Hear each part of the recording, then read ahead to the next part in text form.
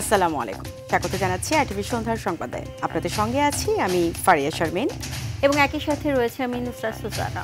অতীতের মতো সবসময় বিএনপি মুক্ত গণমাধ্যমের পক্ষে রয়েছে বলে মন্তব্য করেছেন বিএনপি মহাসচিব মির্জা ফখরুল ইসলাম আলমগীর। মুক্ত গণমাধ্যম দিবস উপলক্ষে জাতীয় প্রেস ক্লাবের সম্পাদক পরিষদের আলোচনা সভায় এই মন্তব্য করেন তিনি। বলেন, বাকশালের পতনের পর শহীদ জিয়ার হাত ধরেই প্রথম মুক্ত হয়েছিল দেশের গণমাধ্যম। কায়েস রাহাতের রিপোর্ট। দুপুরে বিশ্বমুক্ত গণমাধ্যম দিবস উপলক্ষে প্রেস ক্লাবে এক আলোচনা সভার আয়োজন করে সম্পাদক পরিষদ। সভায় বিএনপি মহাসচিব বলেন, বাকশালের পর বিএনপি গণমাধ্যমকে প্রথম মুক্ত করেছিল। বিএনপি শাসনামলে গণমাধ্যম কর্মীরা তুলনামূলক কম নির্যাতনের শিকার হয়েছে উল্লেখ করে তিনি বলেন, ভবিষ্যতেও মুক্ত গণমাধ্যমের পক্ষে থাকবে তার দল। আমরা নির্দ্বিধায় তো দৃঢ়চিত্তে স্পষ্ট করে বলতে পারি, আমরা বরাবরই সংবাদপত্রের স্বাধীনতার পক্ষে ছিলাম, আছি এবং ভবিষ্যতে থাকব। সভায় জাতীয় নাগরিক পার্টির আহ্বায়ক নাহিদ ইসলাম বলেন, মিডিয়ায় ঢুকে পড়া ফ্যাসিজম দূর করতে স্পষ্ট রূপরেখা দরকার। গণমাধ্যম সংস্কার কমিশনের পরামর্শগুলোর দ্রুত বাস্তবায়নের দাবি জানান তিনি। গণমাধ্যম সংস্কার কমিশনের সুপারিশগুলা দ্রুত আসবে এবং বাস্তবায়ন হবে, সেটি অনাকাঙ্ক্ষিতভাবে অনেক দেরি করছে। তা আমি মনে করি যে সেটি দ্রুত হওয়া উচিত। ডেইলি স্টার সম্পাদক মাহফুজা নাম বলেন, মিথ্যা মামলায় সাংবাদিক নির্যাতন বন্ধে সরকারের এগিয়ে আসা উচিত, আর সাংবাদিকদের ঐক্যবদ্ধ থাকার আহ্বান জানান মানব জমিনের প্রধান সম্পাদক মতিউর রহমান চৌধুরী। এই মুহূর্তে সাংবাদিকদের উপরে যে নির্যাতন হচ্ছে এই মামলা মাধ্যমে সরকারকে অনুরোধ করছে, আইন উপদেষ্টা, হোম স্বরাষ্ট্র উপদেষ্টা এবং অন্যান্য যারা এর মধ্যে আছেন তাদেরকে উদ্যোগী হয়ে তারা যেন একটা দৃষ্টান্ত স্থাপন করে। আমাদের মধ্যে যে অনৈক্য বিভাজন আমাদের সবচেয়ে বেশি ক্ষতি করছে। এই অবস্থায় আমি আশা করব পত্রিকায় ইদানিং আবার টেলিভিশনে যে বিভেদ সৃষ্টি হয়েছে এটা অবিলম্বে বন্ধ হওয়া উচিত। এ সময় বিশ্ব গণমাধ্যম সূচকে বাংলাদেশের উন্নয়নের কথা উল্লেখ করে বক্তারা দেশের গণমাধ্যম অঙ্গনের ইতিবাচক পরিবর্তনের প্রতি একমত পোষণ করেন। নতুন একটা দেশ গড়তে চাই। কায়েস রাহাত, আরটিভি, ঢাকা। বিচার ব্যবস্থার পূর্ণাঙ্গ সংস্কার না হলে অন্যান্য সংস্কার স্থায়ী হবে না বলে জানিয়েছেন প্রধান বিচারপতি ডক্টর সৈয়দ রেফাত আহমেদ। সকালে চট্টগ্রাম বিশ্ববিদ্যালয়ে আইন অনুষদ আয়োজিত ন্যায় বিচারের ভবিষ্যৎ রূপকল্প বিষয়ক সেমিনারে একথা জানান তিনি। আগস্ট-সেপ্টেম্বর থেকে শুরু হওয়া সংস্কার প্রক্রিয়া গতিশীল করার আহ্বান জানান প্রধান বিচারপতি। সেমিনারে চট্টগ্রাম বিশ্ববিদ্যালয়ের উপাচার্য প্রফেসর ডক্টর মোহাম্মদ ইয়াহিয়া আখতার ও প্রফেসর ডক্টর মোহাম্মদ জাফর উল্লাহ তালুকদার সহ অন্যান্যরা উপস্থিত ছিলেন।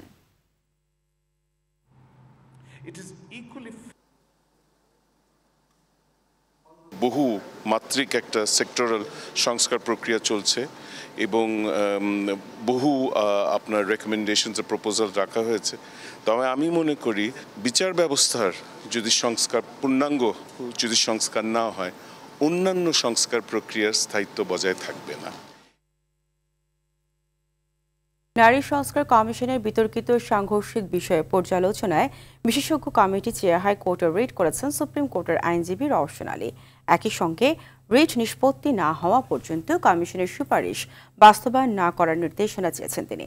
এছাড়া নারী সংস্কার কমিশনের ৩, ৪, ৬, ১০, ১১ ও ১২ নম্বর সুপারিশ ইসলামী আইন ও জনগণের অনুভূতিতে আঘাত এবং সংবিধানের সঙ্গে সাংঘর্ষিক দাবি করে বাতিল চাওয়া হয়েছে। রিটের ৩টি মন্ত্রণালয় ও উইমেন রিফর্ম কমিশনের চেয়ারম্যানকে বিবাদী করা হয়েছে।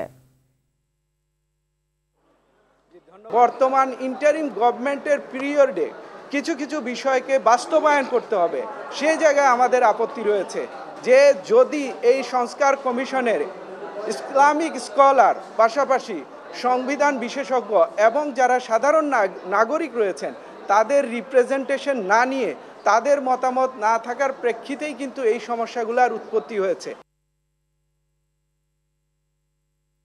বিএনপির ভারপ্রাপ্ত চেয়ারম্যান তারেক রহমানের সহধর্মিণী ডাক্তার জুবাইদা রহমানের বাসাসহ নিরাপত্তার জন্য যা যা করণীয় তা করবে পুলিশ। একই সাথে মঙ্গলবার বিএনপি চেয়ারপারসন বেগম খালেদা জিয়ার দেশে ফেরাকে কেন্দ্র করে বিমানবন্দর, গুলশান সহ বিভিন্ন এলাকার সব ধরনের নিরাপত্তা ও ট্রাফিক ব্যবস্থা নেওয়া হয়েছে বলে জানিয়েছেন ডিএমপির মুখপাত্র তালিবুর রহমান। আরও জানাচ্ছেন দীপন দেওয়ান।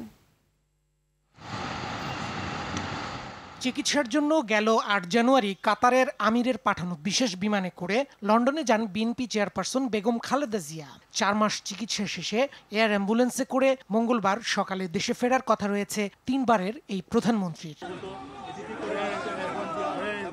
সেদিন বিমানবন্দর থেকে রাস্তার বিভিন্ন পয়েন্টে বেগম জিয়াকে শুভেচ্ছা জানাবেন নেতাকর্মীরা। বিপুল সংখ্যক জনসমাগমের বিষয়টি মাথায় রেখে নিরাপত্তায় বাড়তি ব্যবস্থা নিয়েছে আইন শৃঙ্খলা বাহিনী। বাংলাদেশের সবচেয়ে বড় দল যা বিএনপি চেয়ারপারসন বেগম খালেদা জিয়া দেশে আসা উপলক্ষে আমাদের যে প্রয়োজনীয় নিরাপত্তা ব্যবস্থা সেটা থাকবে।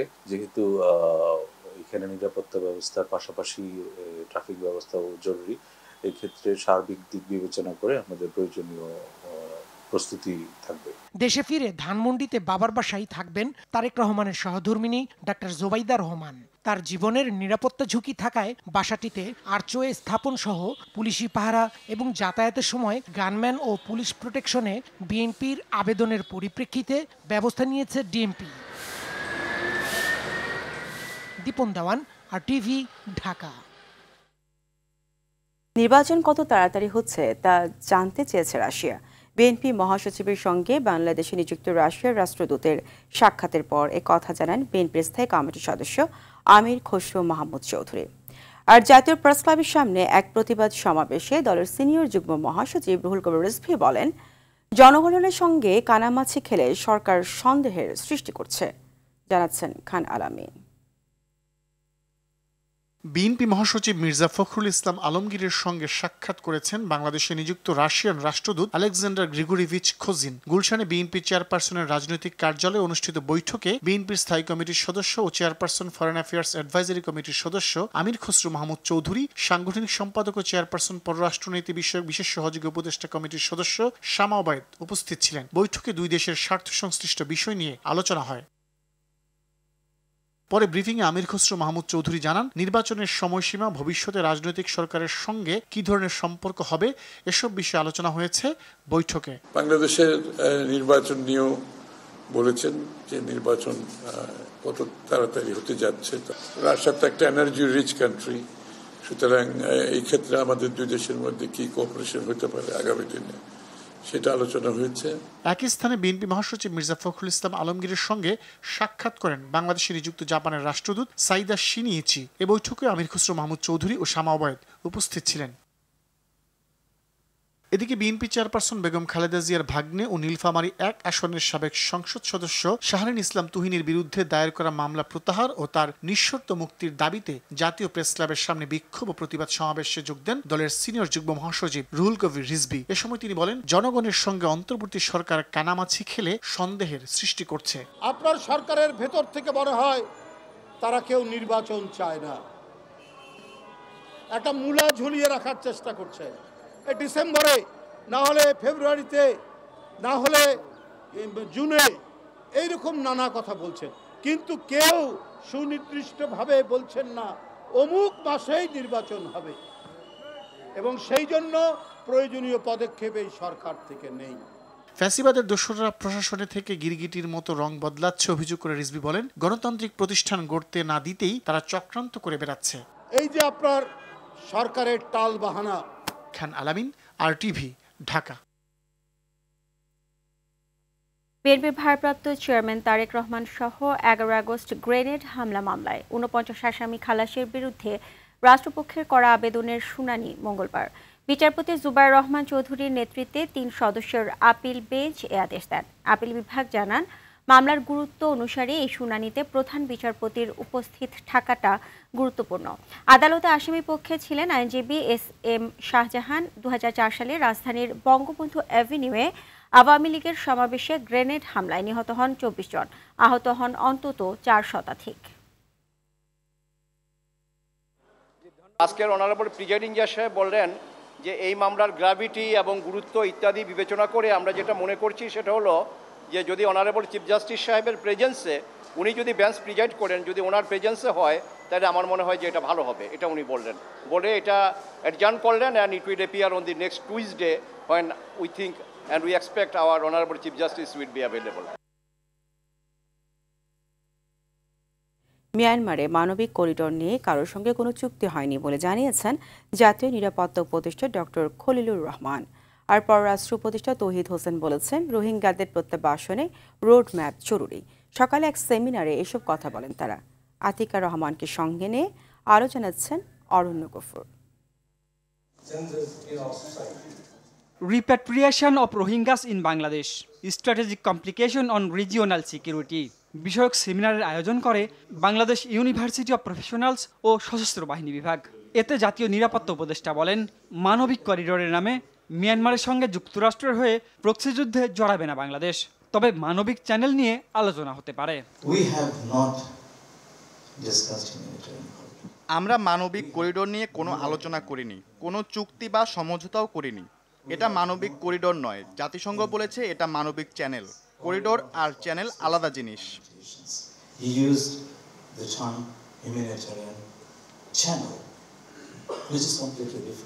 অন্তর্বর্তী সরকার দায়িত্ব নেবার পর মৃতপ্রায় রোহিঙ্গা ইস্যু জীবন পেয়েছে দাবি করে ডক্টর খলিলুর রহমান বলেন, কঠিন হলেও রোহিঙ্গাদের ফেরানোর পথ খুঁজে পেতে আশাবাদী সরকার।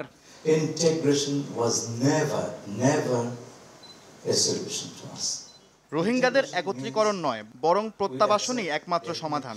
রোহিঙ্গারা অবশ্যই ফিরে যাবে, এটাই আমাদের বিশ্বাস। এটা সহজ হবে না, তবে তাদের ফিরে যাওয়ার একটি পথ আমরা খুঁজে পাব। আর রোহিঙ্গাদের প্রত্যাবাসনে মিয়ানমার সরকারের সঙ্গে আলোচনা চলছে বলে জানান পররাষ্ট্র উপদেষ্টা।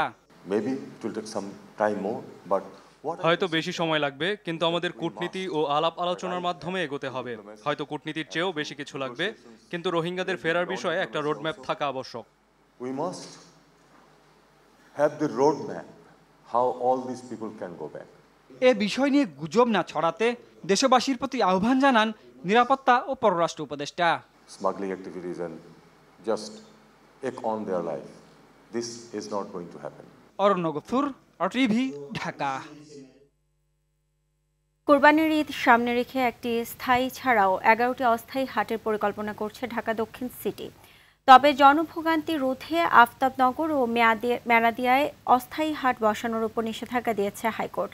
ঢাকা দক্ষিণ সিটির প্রধান নির্বাহী কর্মকর্তা ডক্টর জিলুর রহমান বলেছেন, হাট বসানোর ক্ষেত্রে এবছর নিয়ম নীতি পালনে থাকবে কঠোরতা। সাকিবুর রহমানের রিপোর্টে থাকছে বিস্তারিত।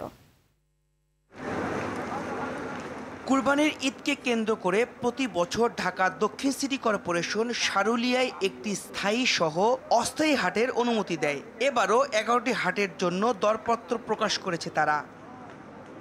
বনশ্রী সংলগ্ন মেরাদিয়া হাট বসানোর দরপত্র দেয়া হলেও রিট হয় হাইকোর্টে। বাসিন্দাদের দুর্ভোগের কথা বিবেচনায় হাট না বসানোর নির্দেশ দেয় আদালত।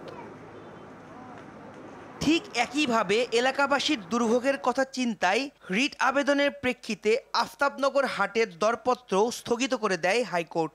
আফতাবনগরে পশুর হাট দক্ষিণ সিটি কর্পোরেশনের ইজারা বিজ্ঞপ্তি স্থগিত করেছে হাইকোর্ট। এবছর যে ঈদুল আজহার যে পশুর হাট আফতাবনগর রেসিডেন্সিয়াল এরিয়া সেখানে হবে না। গেল বছরগুলোতে হাট বসানোর জন্য নির্দিষ্টভাবে জায়গার কথা উল্লেখ না করে তৎসংলগ্ন এলাকার কথা বলা হতো। এতে যে যার ইচ্ছে মতো হাটের পরিধি বাড়িয়ে নিত। এজন্য এবার নির্দিষ্ট স্থান উল্লেখ করে দেয়া হয়েছে। ঢাকা শহরের বিভিন্ন জায়গায় যেটা দেখা যায় যে অমুক জায়গা এবং তার তৎসংলগ্ন বা আশপাশ এলাকায় কথা লেখা থাকার কারণে মানুষ সব জায়গায় হাট বসায় ফেলে। এটা যাতে না হয় এই জন্য নির্দিষ্ট জায়গায় এটা সীমাবদ্ধ থাকে, এই পদক্ষেপটা আমরা এবার নিয়েছি। উল্লেখ করে দিয়েছি যে হাটটা আসলে কোথায় বসাতে হবে। ঢাকা শহরে তো আমাদেরও তো কনজাম্পশন লিমিটেশন আছে। সেই কনজাম্পশন লিমিটেশনে আমরা চিন্তা করছি যে গরুর হাটটা যদি ছোটও হয় তাতে খুব সমস্যা হবে না। আইন শৃঙ্খলা পরিস্থিতি নিয়ন্ত্রণের পাশাপাশি বর্জ্য ব্যবস্থাপনায় থাকবে আলাদা নজর। এজন্য কেউ ইজারার শর্ত ভঙ্গ করলে তার বিরুদ্ধে কঠোর ব্যবস্থা নেয়ার কথা জানায় দক্ষিণ সিটি। সাকিবুর রহমান, আরটিভি, ঢাকা। কোরবানির জন্য পর্যাপ্ত গবাদি পশু রয়েছে জানিয়ে মৎস্য প্রাণী সম্পদ উপদেষ্টা ফরিদা আক্তার বলেছেন, এবার কোনো পশু আমদানির প্রয়োজন নেই। দুপুরে সচিবালয় সংবাদ সম্মেলনে তিনি জানান, সর্বমোট 1,24,47,337টি গবাদি পশুর প্রাপ্যতা রয়েছে, যা প্রয়োজনের তুলনায় 20 লাখ বেশি। চাঁদাবাজির কারণে কোরবানির পশুর দাম যেন না বাড়ে, সেজন্য সরকার এখন থেকে উদ্যোগ গ্রহণ করেছে বলে জানান উপদেষ্টা। বলেন, আগে বিশেষ ট্রেনে করে উত্তরাঞ্চল থেকে ঢাকা পর্যন্ত পশু পরিবহন করা হলেও এবার সেটি চট্টগ্রাম পর্যন্ত করা হয়েছে। এখন থেকে গবাদি পশুর অবৈধ অনুপ্রবেশ সম্পূর্ণরূপে নিষিদ্ধ বলেও জানান ফরিদ আক্তার। নিচ্ছে যাতে গবাদি পশুর যে বাজারটা সেটা স্থিতিশীল থাকে। লক্ষ লক্ষ খামারিরা গরু ছাগল পালন কোরবানিকে উদ্দেশ্য করে তারা এই সময়টাকে তাদের যে বছরে একটা ইনকামের আশায় তারা করেন সেটা যেন করতে পারেন। অন্যদিকে যারা কোরবানি দেবেন তাদেরও যে কিছু নিশ্চয়তা পাওয়ার বিষয় আছে, সেটা শুধু দামের ক্ষেত্রে না, নিরাপদ পশু যেন তারা পান সেটা আমরা দেখছি। শেখ হাসিনার ফ্যাসিবাদ প্রতিষ্ঠায় গণমাধ্যমের ভূমিকা সরকার খতিয়ে দেখছে বলে জানিয়েছেন তথ্য সম্প্রচার উপদেষ্টা মাহফুজ আলম।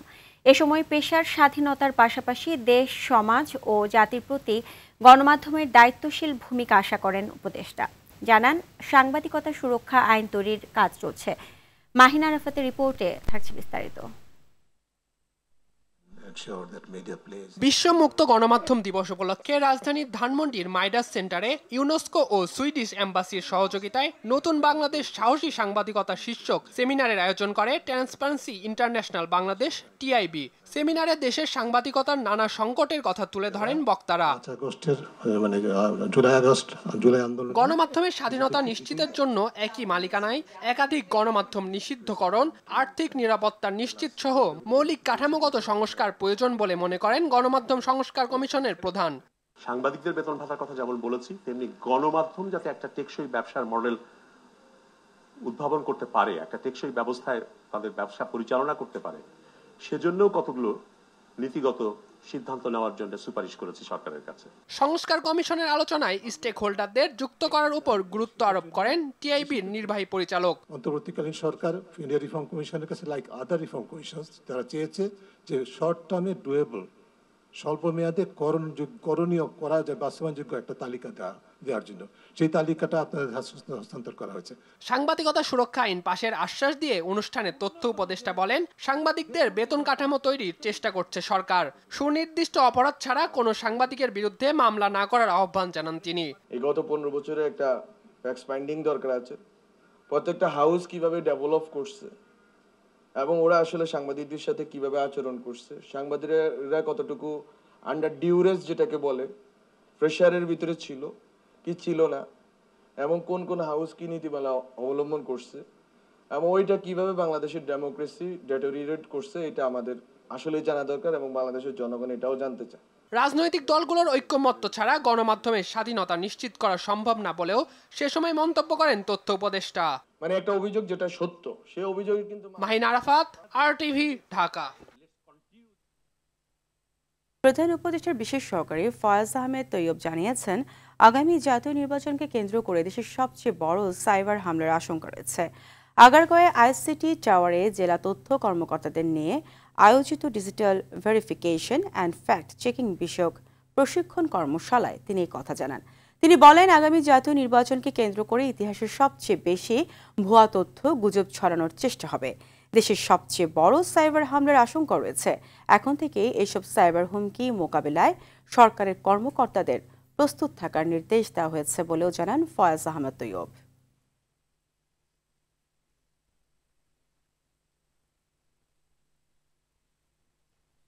ফায়ার সার্ভিস সীমান্ত স্কয়ার ও সীমান্ত সম্ভারের ব্যবস্থাপনায় অগ্নি প্রতিরোধ, নির্বাপন, উদ্ধার ও জরুরি বহির্গমন বিষয়ক মহড়া অনুষ্ঠিত হয়েছে।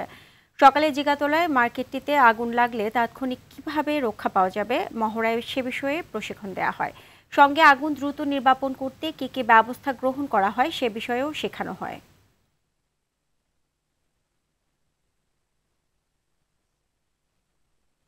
সুপ্রিম কোর্টের সিনিয়র আইনজীবী ও জামায়াতে ইসলামের সাবেক সহকারী secretary general barrister Abdur Razzaq মারা গেছেন।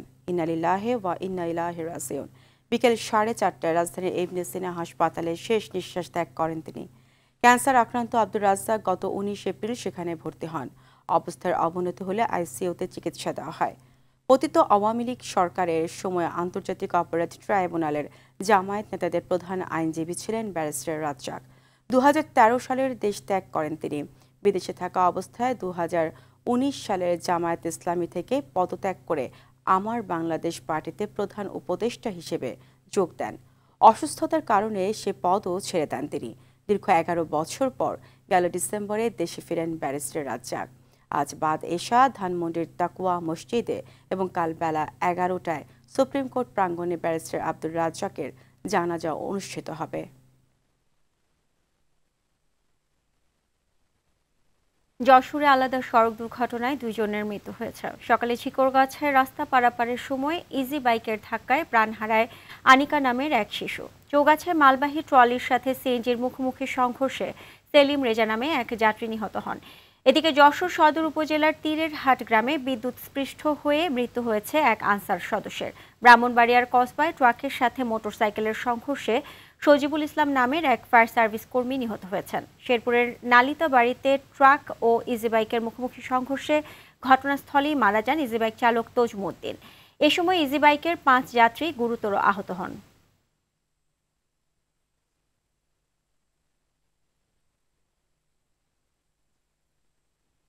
বগুড়ার সারিয়াকান্দিতে যমুনা নদীর পানি বৃদ্ধি পাচ্ছে, তবে পানি এখনও বিপদসীমার 4.41 মিটার নিচ দিয়ে প্রবাহিত হচ্ছে।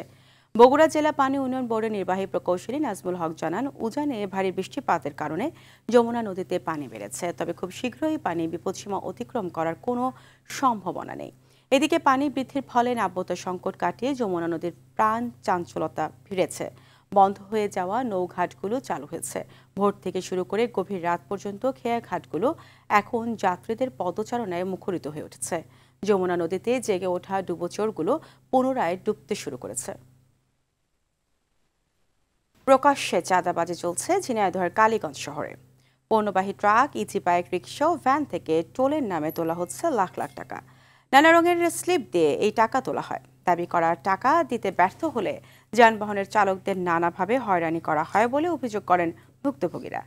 ঝিনাইদহ থেকে শিবুজ্জামানের তথ্যচিত্র জানাচ্ছেন নাদিরা সুলতানা।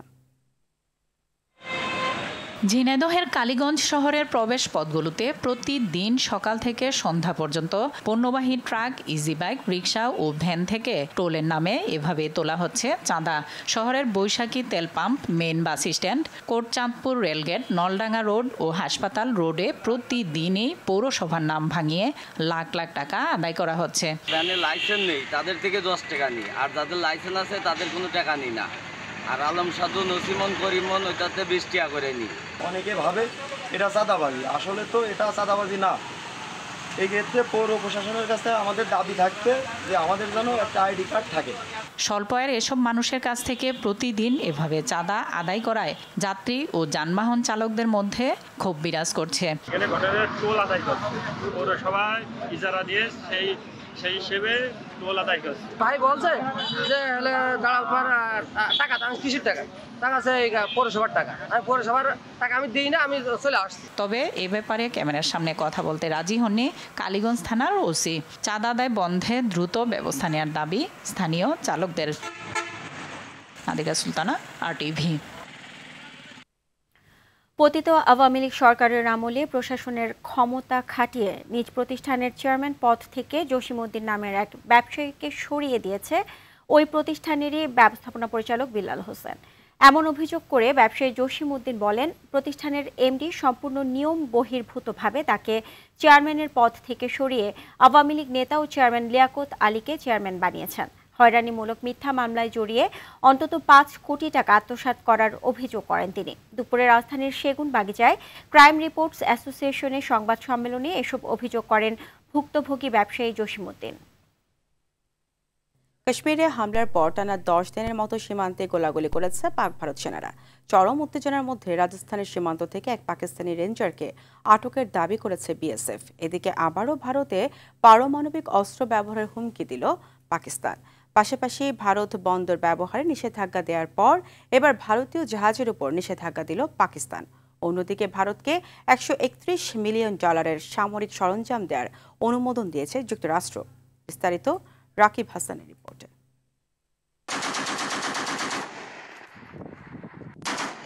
উত্তেজনা ও যুদ্ধ পরিস্থিতির মধ্যে গুলির শব্দে প্রতিনিয়ত আতঙ্ক ও ভয়ে ঘুম ভাঙছে দুদেশের সীমান্তবর্তী বাসিন্দাদের। গেল রাতের সংঘর্ষকে পাক ভারতের মধ্যে সবচেয়ে ভয়াবহ বলে আখ্যায়িত করেন বিশ্লেষকরা।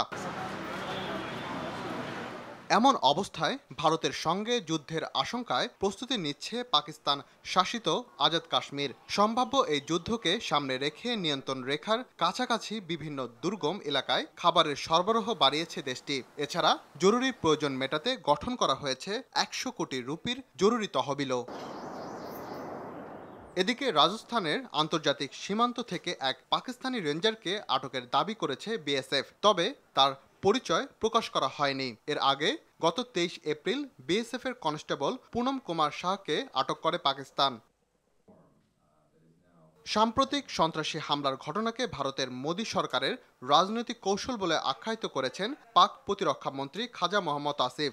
এদিকে ভারতে পারমাণবিক হামলার হুঁশিয়ারি দিয়েছেন রাশিয়ায় নিযুক্ত পাকিস্তানের রাষ্ট্রদূত মোহাম্মদ খালিদ জামালি। তিনি জানান, ভারত হামলা চালালে বা পানি সরবরাহে বিঘ্ন ঘটালে ইসলামাবাদ পারমাণবিক অস্ত্রসহ পুরো সামরিক অস্ত্রাগার ব্যবহার করবে।